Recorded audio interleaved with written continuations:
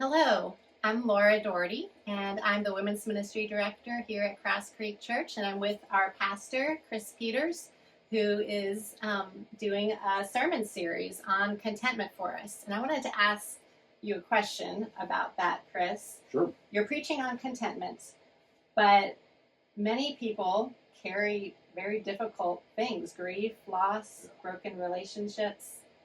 Are we supposed to just ignore those difficulties in our lives to achieve this Christian contentment? That's a great question, and we are starting off this new sermon series, and so a lot of answers are going to hopefully come over the next 9, 10 weeks, and also encouraging our church to read a book that we're using for a guide to answer these questions, Jeremiah Burroughs' Rare Jewel of Christian Contentment. So, yeah, your question is spot on with some key things that he covers.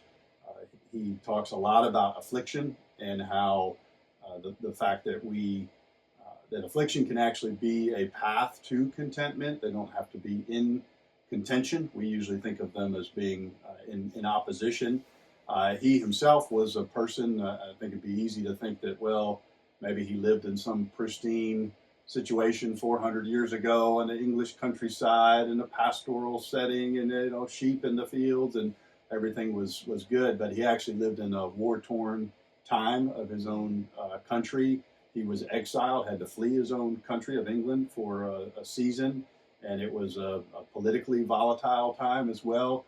So, and then he also died pretty young also. So he and others around him were going through a great deal of affliction at the time that he wrote this. And we're going to use some biblical passages for each week, of course, and use this theme of contentment and invite the church to walk along in this book.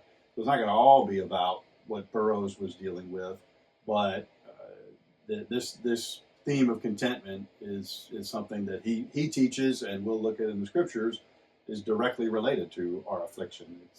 It's a privilege as believers to be able to come to the Lord in our affliction and seek to learn contentment. So that's probably my initial question to that, and then as folks come in the next few weeks on Sunday morning, we'll talk a bit more about the details of that. Well, I'm looking forward to it. Thanks.